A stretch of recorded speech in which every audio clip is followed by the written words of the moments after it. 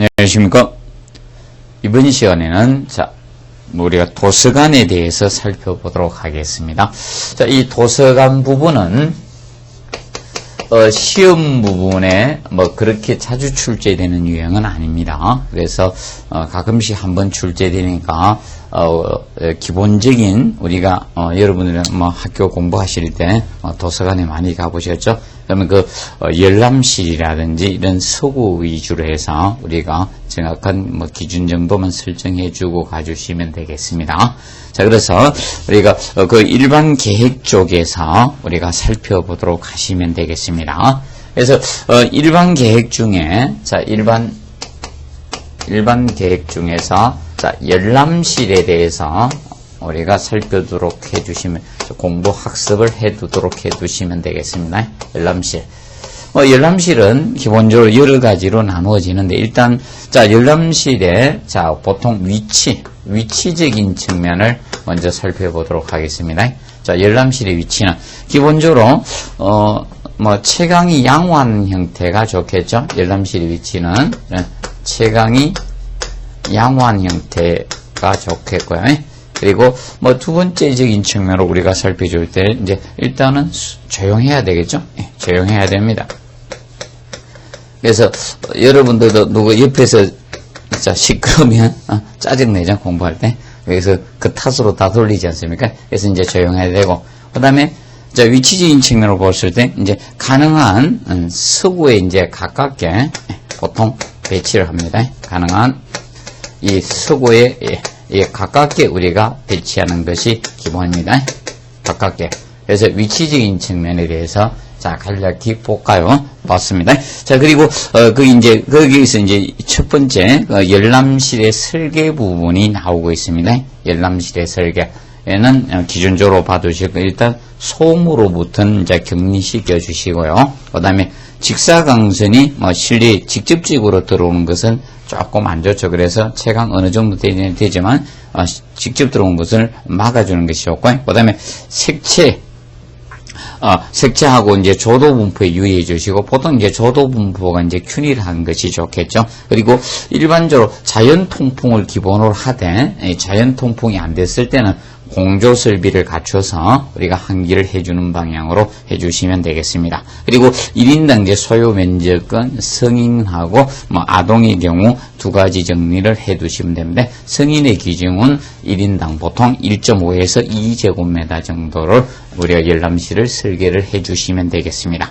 그러면 열람실의 종류와 그 크기에 대해서 우리가 살펴보는데, 그래서 열람실에서는 첫째로 일반 열람실에 대해서 정리를 간단히 해 두시고요.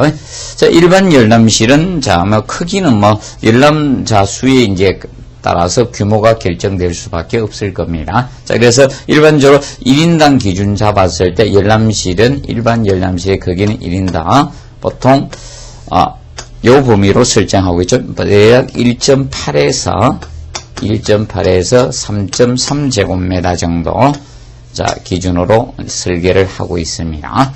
그럴 때 보통 일반인과 학생의 이 비율은 일반인과 학생 수의 비율, 일반인과 이 학생의 비율적인 측면은 학생의 비율은 보통 3대7 정도로 보통 여기서 일반이 3이고 학생이 7의 비율 정도로 우리가 구획을 설계해 주시면 됩니다. 기준을 알아두도록 해 두시고, 그 다음에 우리가 일반적으로 두 번째, 특별 열람실.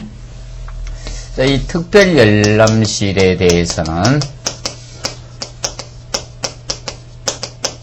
이 특별 열람실은 보통 서고 내부의 작은 형태, 연구실 형태로 이 형식을 갖춘 열람실을 보통 특별 열람실이라고 하죠. 그래서 요거는 이 특별 열람실은 일반적으로 서고 내부에 두는 거다. 서고 내부에 일반적으로 작은 연구실 형태로 두는 것이 특별 열람실입니다. 작은 연구실. 그래서 이 부분은 다른 부분하고 타인으로부터 방해되지 않도록 해야 되는 특별 열람실은 작은 연구실 형태가 되다 보니까 이런 창가 쪽이나 이 벽 쪽에 벽면 쪽에 설치하는 것을 기본으로 잡고 있다는 거 알아두시고, 그래서 설치 장소는 뭐 창가라든지 뭐 이 벽면 쪽에 자, 이 설치해서 이 두 장소에 설치해서 이 타인으로부터 방해되지 않는 형태로 해주시면 되겠습니다. 자, 그리고 아동 열람실 기준에서는 아동 열람실에서 자 포인트는 이런 부분에 대해서 정확히 학습을 해 두시기 바랍니다. 그래서 이거는 성인하고 구분을 하셔야 된다는 거, 그 측면상 기억하시고, 성인과 자, 이 구분을 해 주셨는데, 성인과 구분을 해 줘야 된다는 거. 그래서 이 출입구도 별도 현관도 이제 따로 설치하는 것이 기본이다. 그래서 현관도 따로더라.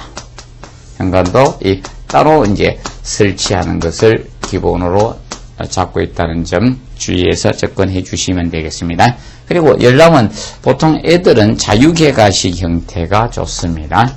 자기가 직접 원하는 책을 뽑아서 직접 볼 수 있는 이런 자유개가식 형태가 자, 아동 열람실에선 적합합니다. 그래서 이 두 개 기준 정도 봐두시고, 그 다음에 여러분들이 이제 공부하기 싫으면 이제 가는데, 보통 하기 싫으면 이제 신문이나 이런 거 보러 많이 가시는 분들이죠. 그래서 이제 신문이나 이런 잡지 같은 거, 이 잡지 열람실.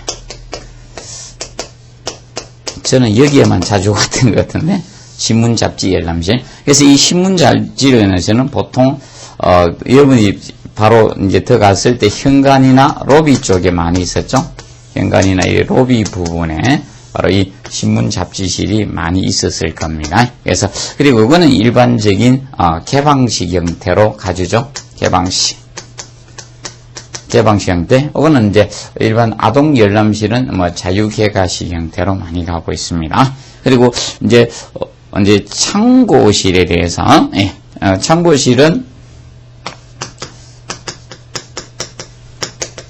창고실적인 측면에서 우리가 포인트 잡아둘 것은 요거는 일반 열람실과 이 별실로 해야 된다는 측면을 꼭 기억하시고, 이거는 일반 열람실과 이 별실로 해야 됩니다. 같이 하면 안 되고 별실로 해야 된다는 측면을 알아두시면서 이 창고실은 나중에 목록실이나 출납실에 가까이 배치해야 됩니다. 이것은 목록실이나 일반적으로 이 출납실하고는 가까이 배치해 주시면 됩니다. 출납실하고는 가깝게 우리가 배치를 해 주시면 됩니다. 그런데 일반 열람실과는 별실로 구획하는 것을 포인트를 두시면 되겠습니다. 자, 그리고 출납 시스템에 대해서 이 부분이 제일 중요하겠죠. 앞으로 시험 다른 공무원 시험이나 다른 이런 공사 준비하시는 분들은 이 출납 시스템에 대해서 이 부분을 아마 많이 다루게 될 겁니다. 그래서 이 출납 시스템 시점에는 이 네 가지 출납 시스템에 대해서 여러분들이 정확히 이제 비교를 해 두시면 되겠습니다. 그래서 자유개가식 형태하고, 그래서 첫 번째로 그 자유개가식, 그리고 그다음에 안전개가식하고 안전개가식적인 측면하고, 그다음에 이 개가식과 그다음에 폐가식, 이 출납 시스템은 이 네 가지 시스템을 가지고 있죠. 이 네 가지에 대해서 각각의 특성을 정확히 파악을 우리가 해주시면 되겠습니다. 그리고 어느 방식에 적합한지 그런 측면을 공부해 두시면 되겠습니다. 자, 그러면 자유개가식은 열람자가 스스로 책을 뽑아가지고 꺼내서 스스로 보고 갖다 놓고 하는 방식이죠. 이것이 바로 이 자유개가식이 됩니다. 그렇다 보니까 이거는 일반적으로 자유개가식은 그래서 요거는 소규모에 적합하죠. 대규모에는 적합하지 못한 형식이죠. 그래서 이 소규모 일반 도서관의 열람실에 쓰는 거죠. 도서관의 이 열람실 쪽에 쓰는 것이 바로 이 자유개가식 형태가 될 겁니다. 자유개가식이다. 그래서 아니면 뭐 어린이 도서관 같은데 이런 어린이 도서관 이런 부분에 적합한 것이 바로 자유개가식이라 책을 자기 스스로 뽑았다 보고 열람하고 갖다 꽂아놓는 형태죠. 그래서 이것이 여기 적합하고 그래서 여기 포인트죠. 소규모가 된다는 것, 대규모에는 부적합한 방식이라는 것을 알아두시면 돼요. 그래서 보통 책은 10,000권 이하가 되겠죠. 그래서 이 10,000권 이하에 우리가 일반적으로 쓰는 병식이었습니다. 10,000권 이하. 그래서 이 자유개가식. 근데 이제 자유개가식의 거기 이제 장단점적인 측면은 거기 나오고 있죠.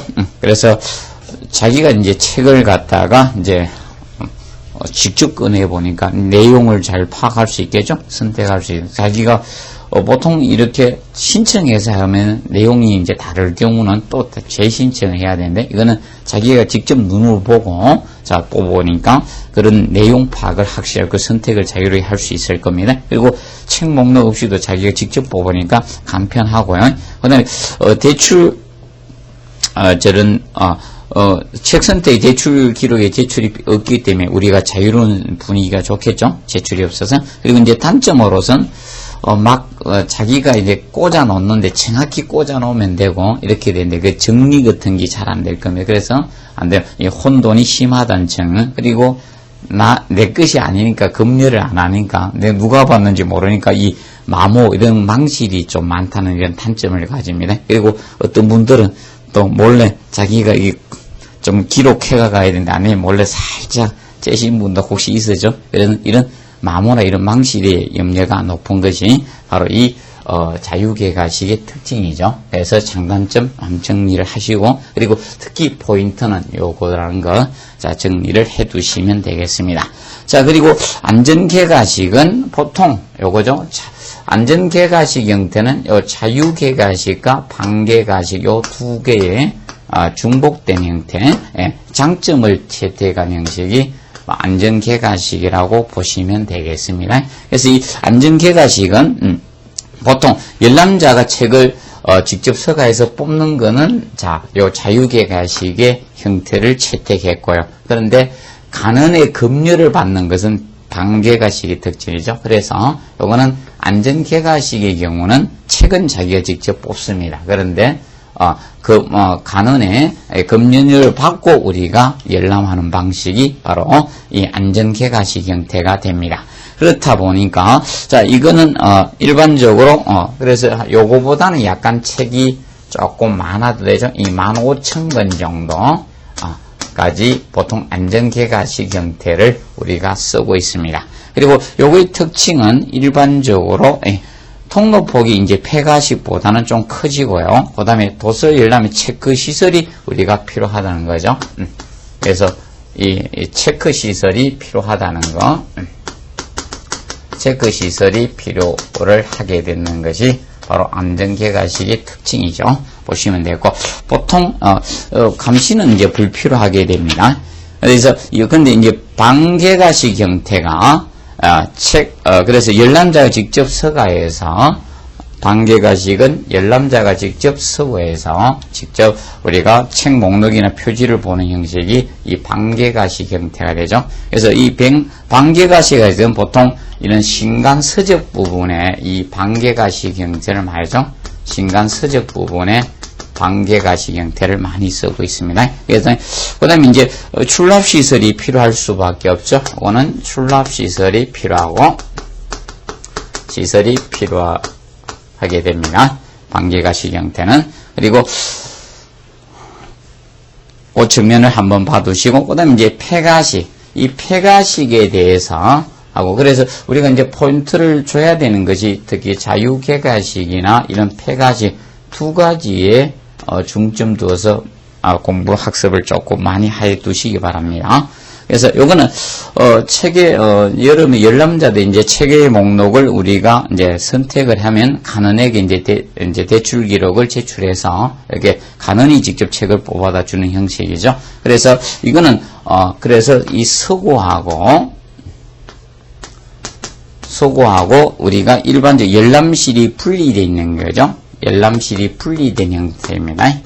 열람실이 분리가 되어 있습니다. 그래서 우리는 서구에 가까이 갈 수는 없죠. 간원들이 직접 우리가 서구에 들어가서 책을 보고 우리는 제출하며 하는 것이 이 폐가식입니다. 그래서 이 폐가식이 자 규모가 큰 우리가 이 도서관에 많이 쓰는 거죠. 얘가 규모가 큰 이 도서관에 대규모일 때 많이 쓰는 것이 바로 이 폐가식 형태가 될 겁니다. 그래서 이거는 서구가 보통 어떻게 독립되어 있다는 거, 서구의 독립이 되어 있다는 거.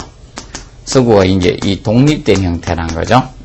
서구가 독립된 형태를 취한 것이 이 폐가식의 특징이 될 겁니다. 자, 그래서 그 장단점에 대해서 정확히 한번 분석해 두시고요. 그래서 도서 유지 관리가 굉장히 양호하죠. 요거는 직접 관원들이 도서 관리를 하다 보니까, 그리고 책을 내주고 받을 때 좀 파손 있는 여부를 확인하니까, 그리고 감시가 필요 없죠.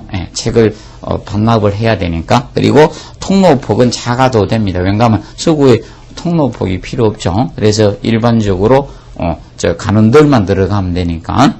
그리고 단점은 희망한 내용이 아닐 수 있다는 겁니다. 목록으로 해서 찾기 때문에 내가 눈으로 확인할 수가 없는 거죠. 그렇기 때문에 내용이 내가 찾은 게 아닐 때는 또 재신청해야 되는 이런 문제가 있죠. 그 다음에 대출 절차가 복잡죠. 간원의 작업량이 많아질 수밖에 없습니다. 그러면 간원이 좀 바쁜 데가 폐가식이라고 보시면 되죠. 그래서 기본적으로 이 출납 시스템에 대해서는 이 두 가지 자유계가식과 이 폐가식 두 가지를 정확히 여러분들이 학습 포인트로 잡아서 접근해 주시면 되겠습니다. 자, 그리고 이제 서구 부분에서, 자, 서구는 기본적으로 우리가 학습을 해야 되실 것이 이런 부분에 대해서 좀 정확히 학습을 하십시오. 그래서 먼저 지금 현재는 아직은 출제 안 됐지만 출제 가능성이 있는 부분. 그래서 첫째적으로 위치적인 측면, 위치. 그래서 위치는 여기 보시면 첫째, 건물의 후부 독립된 위치에 둔다는 측면, 그리고 건물의 후부나 중앙부, 지하실, 열람실에 설치를 우리가 하는 경우도 있고, 그 다음에 열람실 주위라든지 내부에 계획에 설치하는 방법도 있습니다. 그리고 그 위치적인 측면에 대해서 간략히 한번 밀어두고, 그 다음에 이제 두 번째, 요거는 좀 암기를 좀 해 놓으십시오. 자, 그래서 이 크기에 대해서. 서구의 크기는, 자, 요걸 활용해서 대략 얼마 정도 되네, 이런 문제가 나올 수도 있겠죠. 그래서 이런 부분은 좀 정확히 암기를 해 두시기 바랍니다. 그래서 책선반 한 단의 길이, 자, 1m당에 대해서 우리가 책선반이 있을 때, 그래서 여러분들 책꽂이를 이렇게 있을 때, 이 선반의 이 길이, 이렇게 선반이 보통 이렇게 있겠죠? 있을 때. 그러면 여기에서, 자, 이 길이당 기준 잡았을 때입니다. 책선반에 한 단의 길이 1m 대략 20에서 30건, 평균 25건이고, 1제곱미터다 기준 잡았을 때는, 보통 150에서 200건 정도 한다는 거고, 이제 조금 암기를 해 두시기 바랍니다. 책선반 한 단 길이의 1m당 보통 20에서 30건. 평균 25건 잡아주면 되겠죠? 그리고 서구 면적 1제곱미터 150에서 200건 요것을 좀 암기를 해놔서 대략 어느 정도가 들어갈 수 있는가고 계산 문제가 혹시나 언급될 수 있을 것 같으니까 한번 봐두십시오. 그 다음에 서가의 이제 그 배열 부분이 나옵니다. 서가의 배열가. 그러면 우리가 서구는 이제 책을 보관하는 그 장소 서구인데, 서가는 그 선반을 뜻하죠. 책을 꽂아두는 그 선반 개념을 보통 서가라 한데, 그래서 이 서가의 이제 수용 능력과, 자, 배열과 그 수용 능력적인 측면에서 우리가 간략히 한번 정리를 해 두십시오. 그래서 서가의 배열은, 이 서가의 배열적인 측면, 자, 이 배열에서는, 자, 그래서 첫 번째로, 그래서 이 평행직선식을 보통 많이 쓰죠. 서가의 배열은 평행직선식 형태를 쓰고, 평행하면 직선 형태로 쭉 서 있죠. 여러분들이 보통 일반적으로 이 방식을 많이 써야지만 많이 보관하고 있죠. 평행 직선식으로 거의 다 돼 있습니다. 여러분들이 한 번씩 이제 가보시면 많이 이렇게 되어 있을 겁니다. 그래서 서점도 보통 이런 형태로 많이 되어 있죠. 평행 직선식 형태로 배열이 많이 되어 있고요. 그럼 이때 이제 그래서 일단 서가 이제 통로폭적인 측면, 예, 통로폭은 대략 1.5m죠. 플러스 요인에서 1.5m 정도를 폭은 두고 있습니다. 평행 직선심에서 통로폭은 대략 1.5m 정도 씁니다. 그리고 수용 능력은 길이 1m, 보통 7단 형태를 많이 쓰고 있습니다. 이 책을 꼽을 때 이렇게 7단 형태.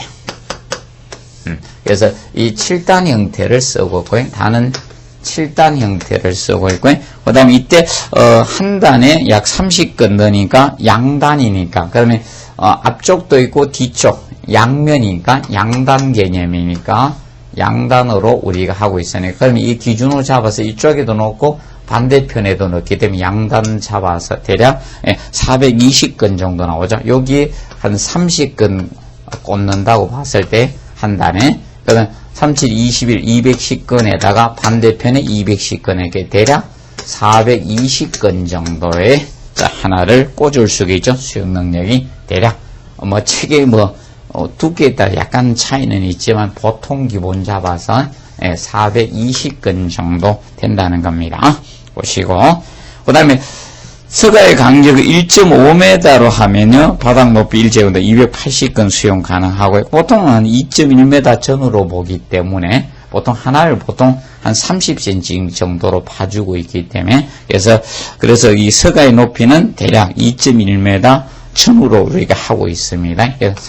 이렇게 보통 37, 21이니까 한 단을 보통 요걸 30cm 정도로 봐주고 있습니다. 그래서 2.1m, 이 전후로 봐주고 있다는 점 알아두시고, 그 다음에 이제 서가는 일반 이동식으로 해야 된다는 거, 이동식 형태라는 거, 이 서가는 이동식 형태로 설계해 주시면 되겠습니다.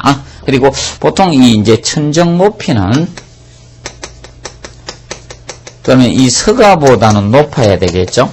그래서 이 서가 높이가 2.1m 개념이 되니까, 그거보다 한 20에서 최소한 높아야 되니까, 대략 천정 높이는 2.3에서 2.5m 정도로 우리가 설계를 해 주시면 되고요. 그 다음에 서구는 분리해서 설치하지 않도록 해 주시면 되겠습니다. 그래서 기본적인 사항은 이 정도 우리가 정리를 해 두시고, 그래서 평행 직선식 배열은 통로폭은 1.5m, 그리고 보통 하나의 수용 능력은 약 420건, 양단이 있을 때, 한 단에 있을 때는 210건입니다. 210건이고 양단으로 했을 때 420건 정도로 봐주고 있습니다. 그리고 높이는, 이 서가의 높이는 2.1m 정도로 잡고 있고, 이때 이동식 개념, 그리고 천정 높이는 2.3에서 2.5m 정도로 설계하고 있습니다. 자, 그리고 거기 보시면 6번에 채광과 조명 부분, 채광과 이 조명. 자, 이 채광과 조명적인 측면은 우리가 처음에 여러 번 나왔었죠. 그래서 일단은 직사광선은 피해야 됩니다. 직사광선은 피하는 것이 좋습니다. 자, 일반적으로 여러분들 강선이 빛이 직접 비치면 책의 색깔이 변색되고 마모가 되죠. 그래서 우리가 직사광선 피해 주셔야 됩니다. 그래서 차 뒤에다가 여러분들 이제 책을 그대로 이렇게 방치해 둔 경우들 한 번 드실 겁니다. 그러면 색깔이 변색이 되죠. 그래서 여기는 인공 조명 위주로 하게 됩니다. 인공 조명 위주로 설계를 하고 있습니다. 인공 조명 위주로. 그래서 이때 인공 조명을 했을 때 조도는 대략 한 50에서 한 100룩스 정도. 조도는 대략 50에서 100룩스 정도로 우리가 처리해 주시면 되겠습니다. 인공조명으로 설계하시면서. 자, 그 다음에, 도서 보존을 하기 위해서, 그래서 이 직사광선 피하고 약간 어두운 편이 좋습니다. 그래서 대략, 그렇게 밝게 할 필요가 없다는 겁니다. 그래서 여러분들, 주차장 평균 도도가 한 70룩스 되니까, 그래서 50에서 한 100룩스 사이, 그 정도, 밝기로 하라는 거죠. 그래서, 어두운 편이 좋습니다. 어두운 편이, 이 도서 보관상, 어두운 편이 좋습니다. 너무 밝은 것보다는 어두운 편이 좋고요. 그 다음에, 방화나 방진, 방습 당연히 해야 되죠. 뭐, 불나면 안 되니까, 방화돼야 되겠고, 다 되겠네요. 그리고, 자, 방진돼야 되고, 그 다음에, 방온돼야 되고, 방습해야 되죠. 습기 방지해야 되고, 모든 측면 방지해 주시면 됩니다. 자, 그리고, 온도는 일반적으로 잡고 있는 것이, 여기 15도 정도. 그래서 습도 63%. 자, 기준 잡고 있죠. 자, 그런데 일반적으로 온도가 너무 낮아도 이제 문제가 됩니다. 그래서 온도가 만약에 책을 너무 낮은 온도에 보관을 했다. 그러면, 문제가 될 수 있어요. 온도가, 마이너스 7도씨 이하로 내려가면, 보통 이 악교가 터집니다. 여러분들, 붙여놨죠? 이렇게 책을 뒤쪽에 이렇게 쫙 해가지고 뭐 이런 거 탁 대면서 악교를 갖다가 딱 하거든요. 그 책 붙이는 게. 그래서 보실 때, 그래서 이 악교가 우리가 터집니다. 영하 7도 이하가 되면 악교가 터집니다. 터지고, 그리고 이제, 습도가 이제 높게 되면, 이 습도가 마에서, 63%가 적정 습도인데, 이 80% 이상이 됐다. 자, 80% 이상이 돼버리면, 이 곰팡이가 이제 발생하죠. 이 곰팡이가 발생해요. 곰팡이가 발생하고, 습도가 이제 80% 이상이 되면 돼. 그리고 만약에 이제 습도가 너무 낮아도 문제입니다. 습도가 뭐 20% 이하가 됐다. 이것도 이제, 문제가 이제 생기는 겁니다. 이제 책이 너무 약해지면 책이 약해져요. 책이 약해집니다. 종이가 되죠. 그래서 건조해지도 안 좋은 겁니다. 그래서 보통 습도는 이 상태가 가장 좋습니다. 63%고 온도는 15도 정도가 좋습니다.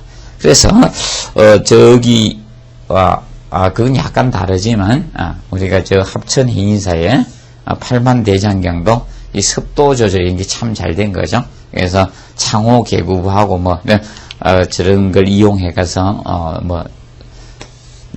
숯 이런 걸 이용해서 이제 창호의 배치 이런 거 해서 습도 조절 잘하고 있죠. 그래서 이 온도는 15도고 습도는 약 63%가 적합하다. 측면상 한번 정리를 해 두시기 바랍니다. 그래서 이 도서관 부분은 요런 위주로 해서 학습을 해서 준비하도록 해 주시기 바랍니다. 자, 그리고 은행 부분. 은행은 은행 부분 돈 많이 보관하신 분들, 돈 많은 분들 은행에 보관해도 요새 이자는 별로 안 나오고 있죠. 자, 그래서 이 은행 부분도 그래서 그렇게 자주 출제되는 분야는 아닙니다. 자, 그래서 요새 이 은행 부분, 은행적인 측면. 그래서 은행은 우리가 이제 봐줄 때 출제된 유형 형태나 보시면서 드라이브인 뱅크라든지 이런 일반 은행실과 관련된 거, 이 영업실과 관련된 부분이라든지 금고실 이런 부분에 대해서 집중적으로 공부해 두시면 되겠습니다. 자, 그러면 이 은행 부분에서 우리가 살펴주실 거는 그 평면 계획에서 이런 유형은 간략히만 알아두십시오. 한번 눈으로 확인 좀 해주시고, 그래서 여러분들이 보통 은행에 가서 보통 한 번씩 가보면 대규모 은행하고 소규모 은행에 대해서 그 평면 유형은 다르죠. 그래서 보통 대규모 은행은 이 접하는 면적이 많아야 되죠. 영업 부분과 이 고객 부분이 접하는 면적이 많기 때문에 보통 요철을 두는 형태가 많죠. 그런 간단한 개념만 우리가 한번 봐두시면 되겠고요. 그러면 이제 최근에 그죠? 교통수단이 너무 차량을 너무 많이 있던 극심한 교통일이 심합니다. 그래서 보통 자동차를 이제 탄 채로 은행 볼일을 볼 수 있는 이 드라이빙 뱅크 그 측면에 대해서 간략히 정리를 해 두시면 됩니다. 그래서 이제 드라이빙 뱅크에 대해서는 우리가 한번 정리를 해 두시기 바랍니다. 자, 드라이빙 뱅크적인 측면에서는 거기 먼저 계획시 주의사항에 해놨습니다. 그래서 당연히 이제 차를 몰고 가다 보니까 자동차 접근은 쉬워야 되겠죠. 가장 기본 아닙니까? 계획시 주의사항에서 계획할 때 이 주의사항적인 측면에서 주의적인 측면. 그래서 첫 번째로 이 자동차 접근은 쉬워야 된다. 당연한 거 아닙니까? 자동차 접근이 쉬워야 되고 자동차 접근이 어려운 데다가 창고 두면 안 되겠죠. 자동차 접근은 용이해야 됩니다. 쉬워야 되겠고. 그 다음에 이제 두 번째적인 측면으로 봤을 때, 은행 창구의 자동차는 교차되거나 이 평행을 우리가 하도록 해야 되죠. 교차 내지. 이 평행, 두 가지 측면이 될 수 있습니다.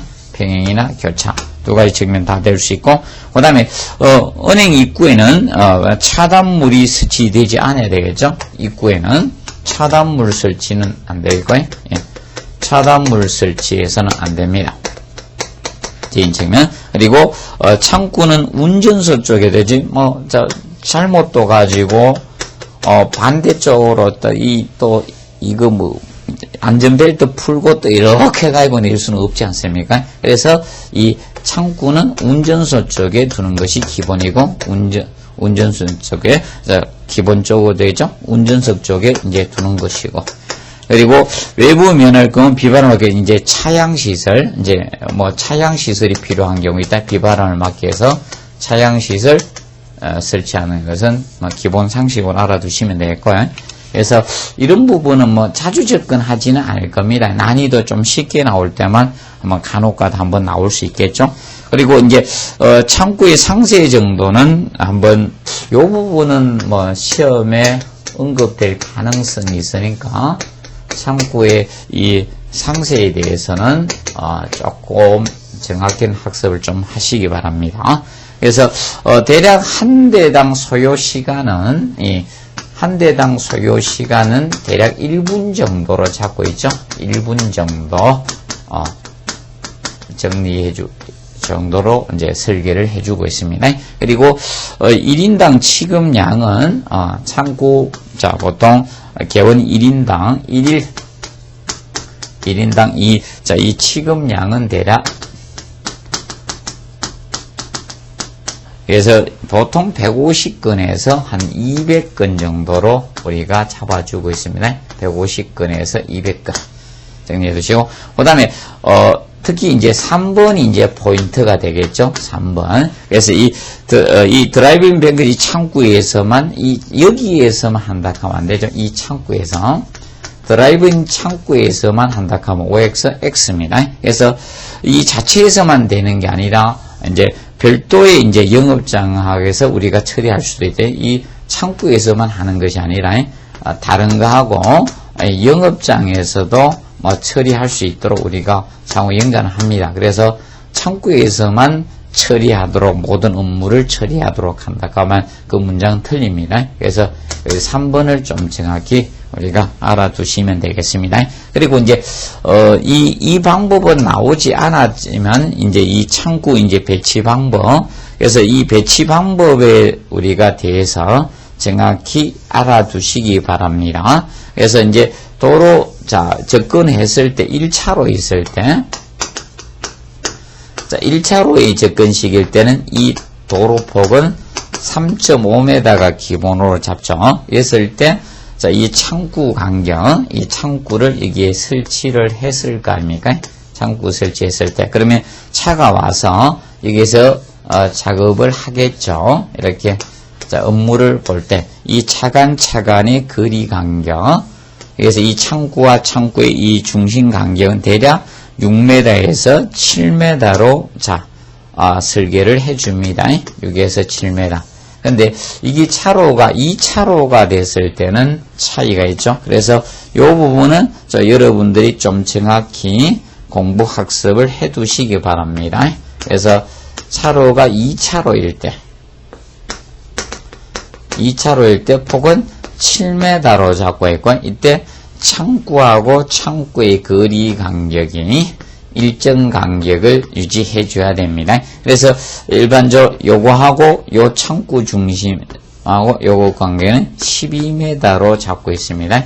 이것은 6에서 7m고요.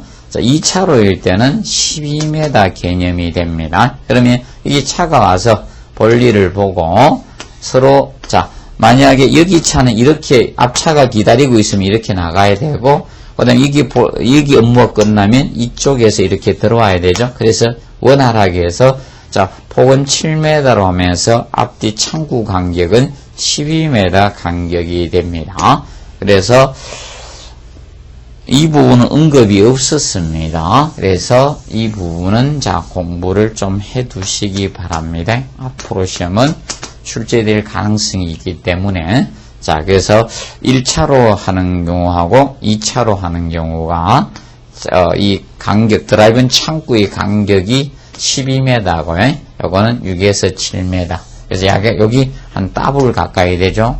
그래서 정리를 하시고, 차로는, 하나의 차로 폭은 3.5로 잡아서 설계를 해줍니다. 그래서 그 기준 정확히 한번 봐두시고요. 그 다음에 이제 세부 계획적인 측면에서 우리가 살펴두실 거는 세부 계획적인 측면에서, 그래서 첫째 보시면 출입문에서 출입구에 대해서 보시면, 그래서 이제 주출입문 개념이 나옵니다. 주출입문 현관. 그러면 주출입문이 현관 부분에서 우리가 알아둘 것은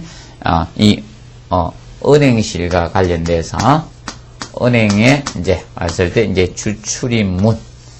일단 주출입문은 출입구는 일반적으로 개개 출입구하고 행은의 출입구는 구분을 해줘야 돼요. 이건 주출입구 되지만 보통 일반적으로 그래서 기준 잡아야 이 기본적인 출입구는 보통 이 개개 우리가 출입구하고 개개 출입구적인 측면하고 그다음 행은의 출입구는 구분이 기본입니다.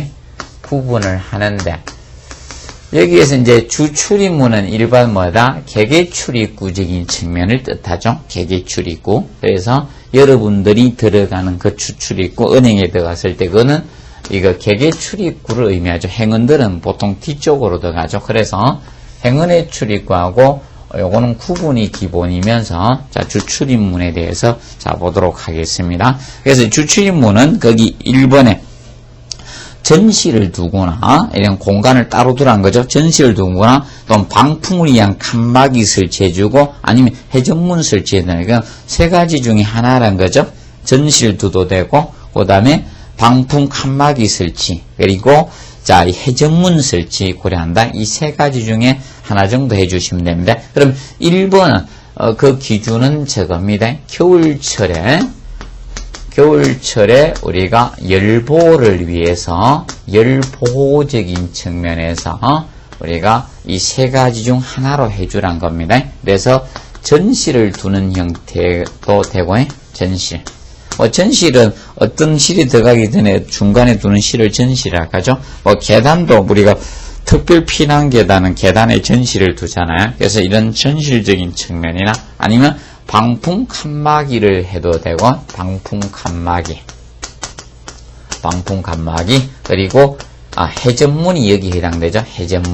해전문이 에너지 절약 설계 기준에는 방풍 구조가 되니까요. 그래서 이런 열보를 위해서 이렇게, 우리가 이런 세 가지 형태 중에 하나로 해주시면 됩니다. 자, 그리고, 추출입문은, 자, 도난 방지상, 우리가 안여다지가 기본이죠. 그래서, 일반적으로 이 안여다지로 우리가 설계를 합니다. 안여다지. 사람은 보통 급하면 어떻게? 밉니다.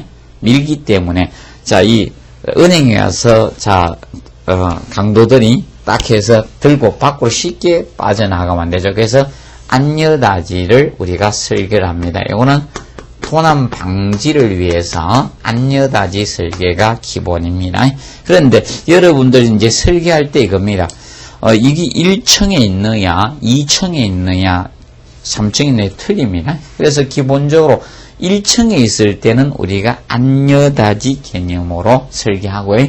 2층 이상에 있을 때는 도성내 바로 준비된, 그러면 1층 부분은 왜 안여다지를 설계하는가? 밖에다가 차량이나 오토바이를 대기해 놓은 상태에서 훔치면 빨리 도망을 갈 수 있죠. 그렇기 때문에 1층에 설계했을 때는 반드시 안여다지로 설계합니다. 그런데 2층 이상일 때는 반드시 안여다지로 할 필요가 없습니다. 그래서 여러분들 은행 가보시면 2층 이상의 은행이 있을 때는 그런 형태로 되어 있지 않습니다. 요 기준은 보통 1층에 있을 경우를 기준으로 설계한 겁니다. 정리해 두시고. 근데 이제 갈로소 이제 보시면 제죠. 전실을 둘 경우 해놨습니다. 예, 전실. 자, 전실이 있으면 어떤 공간을 거쳐서 나가기 때문에 빨리 피난을 못 간다는 거죠. 그래서 전실을 두는 경우, 전실을 우리가 두는 경우는 자, 보통 이 방여다지로 해도 됩니다. 예, 방여다지 내지 아니면 자재문. 자, 안팎으로 자유자재로 열린 여다지문을 자재문이라 하죠. 그래서 이 전실을 두면 안에 거는 안여다지로 설계하고 전실을 두고 나갈 때는 이 방여다지 내지 자재문으로 하죠. 그래서 일반적으로 그럼 이런데 전실을 두게 되면 뭔가 하면 이중문 형태가 된다는 거죠. 문이 두 개가 되니까 이런 경우는 우리가 방여다지나 자재문으로 우리가 해 주시면 되겠습니다. 그리고 거기 외자는 오타를 친 것 같고요. 외자는 외여다지가 아니라 방여다지, 방여다지 개념 우리가 정리를 해 두시면 되겠습니다. 자, 그래서 그 기준 알아두시기 바랍니다. 그리고 경비 및 관리가 보통 자, 능률을 줘서 출입구는 하나로 보통 지각시켜 주는 형태가 됩니다. 그 다음에 어린이들이 많이 출입하는 곳은 회전문을 설치하지 않는 것이 좋습니다.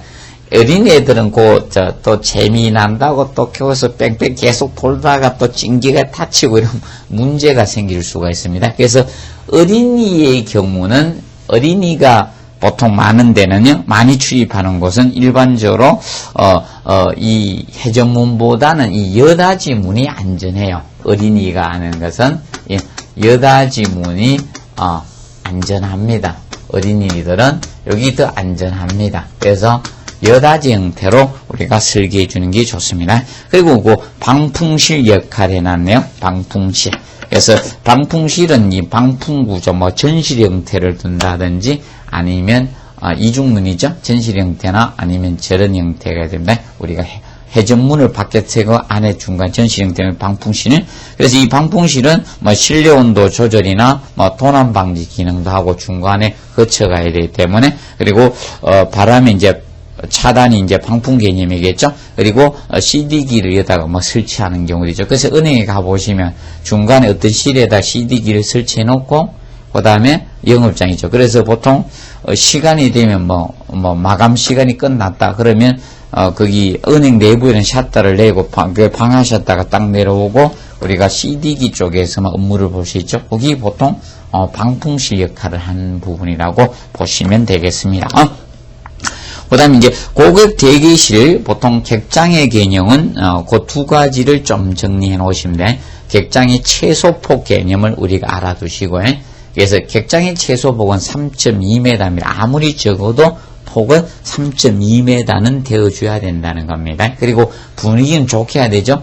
그러니까 표 보고 이제 대기 시간이 길어질 수도 있기 때문에 이런 살롱과 같은 분위기를 좋게 연출해 주는 것이 좋습니다. 그리고 영업장하고 이제 객장 비율은 보통 영업장이 더 커야 되죠. 그래서 기본 영업장이 3이고 객장 2, 3대 2의 비율로 우리가 설계를 하는 것이 기본입니다.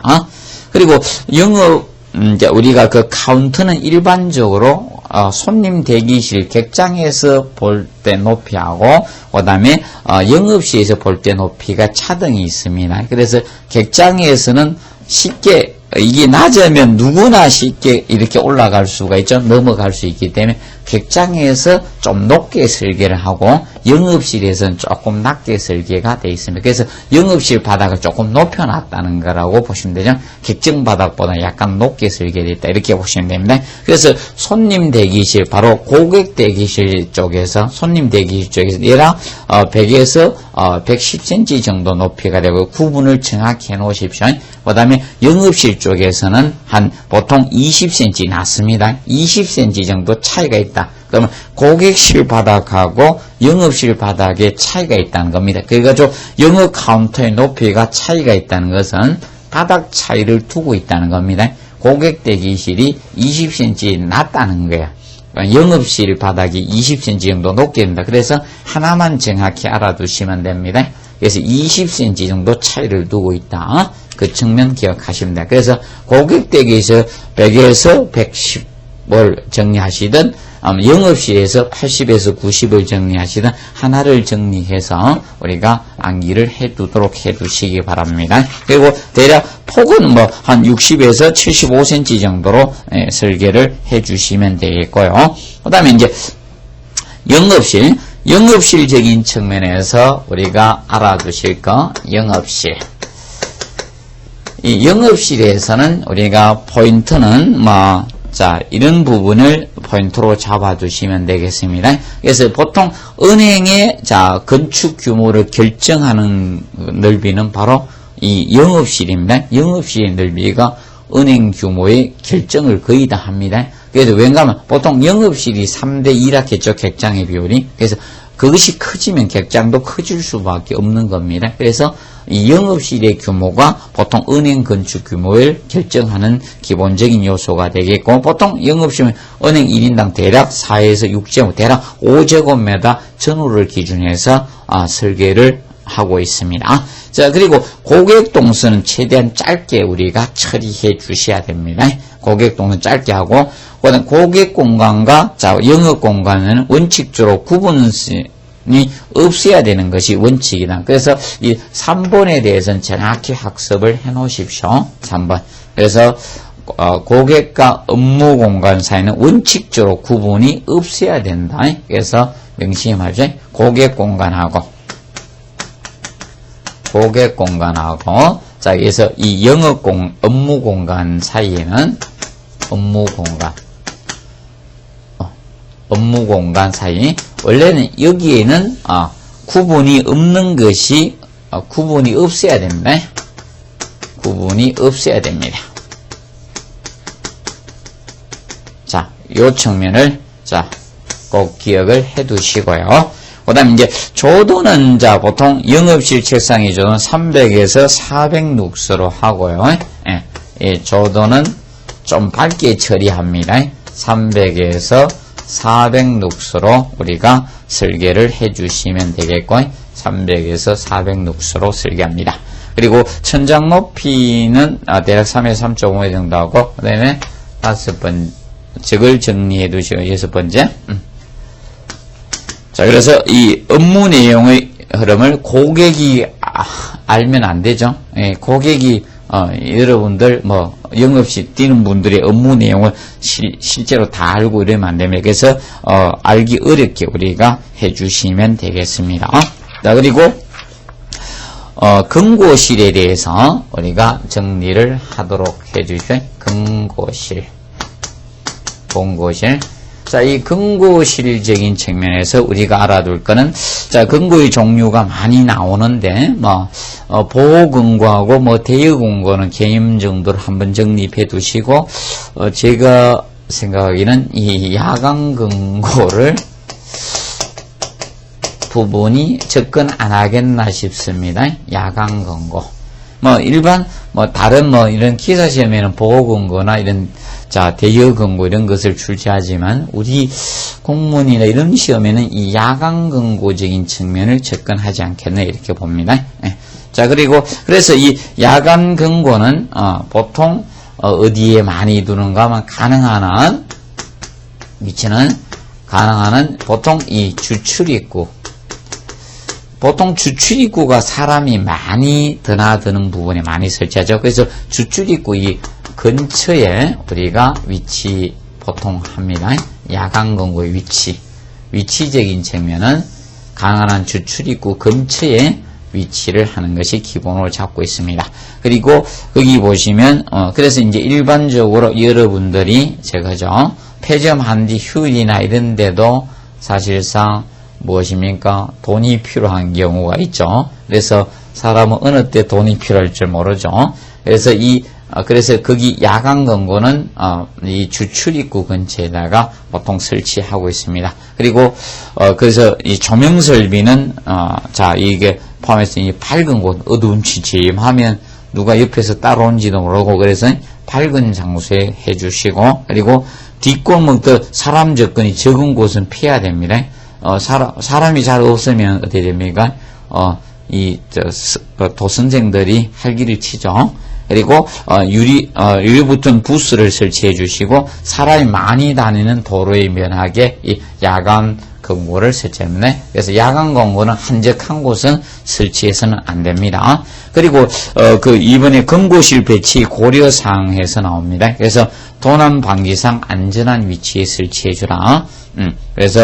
그리고 방지상 안전한 위치, 화재 등에 대비해서 이제 지하실에 이런 금고실은 이런 데 두도 되고요. 그다음에 사용상 안전한 위치에서 이제 보통 영업실에서 가까운 곳에 돈을 꺼내야 되니까 영업실에 가까운 곳에 그래서 이 세 가지 개념을 우리가 알아두시면 되겠습니다. 자, 그리고 보통 금고실을 보통 지하에 보통 이제 직접 줄 때는 우리가 일반 외벽은 이중벽 형태로 하고 이런 방습에 유의해 주시면 되겠습니다. 그리고 금고실의 이제 구조. 금고실의 구조는 누가 쉽게 뚫어서는 안 돼야 되겠죠? 금고실 구조. 그래서 일체식 구조인 바닥, 천정 모두 철근 콘크리트 구조로 우리가 해 주셔야 됩니다. 일체식 구조인 모두 철근 콘크리트 구조, RC조, 레인포스 콘크리트, RC조로 우리가 처리해 주시면 되고요. 그 다음에 두께는 대략 30에서 45cm 정도 하고 큰 규모는 한 60cm 이상으로 설계해 주시면 됩니다. 그리고 금고문 맨홀은 문틀과 문짝 사이는 기밀성 유지해야 됩니다. 틈 같은 것이 없도록 설계를 해 주시면 되겠습니다. 그리고 사고에 대비해서 전선 케이블을 금고 벽체 안에 우리가 설치해 줘야 됩니다. 그래서 그래서 3번은 그 오타가 치진 거고요. 사고에 대하여 대비해 전선입니다. 전신이 아니고 전선 케이블. 그래서 전선 케이블은 금고 벽체 안에 설치하나요? 금고 벽체 안에. 그래서 벽체 안에 우리가 해 주셔야 됩니다. 그리고 경보장치 연결을 해 주시면 되고, 그 다음에 금고 안에는 비상전화기는 꼭 설치를 해 주셔야 되겠습니다. 그리고 금고실은 당연히 환기해 줘야 되겠죠? 그리고 방제 설비에서는 저 부분에 대해서 알아두시면 됩니다. 금고실의 경보장치에 대해서 요거는 일반 전기선하고 별도로 한다는 점, 그 점 좀 주의해서 이렇게 학습을 해 주시기 바랍니다. 그래서 이번 시간은 여기에서 마치고 다음 시간에 호텔을 보도록 하겠습니다. 이번 시간 여기서 마치도록 하겠습니다. 수고하셨습니다.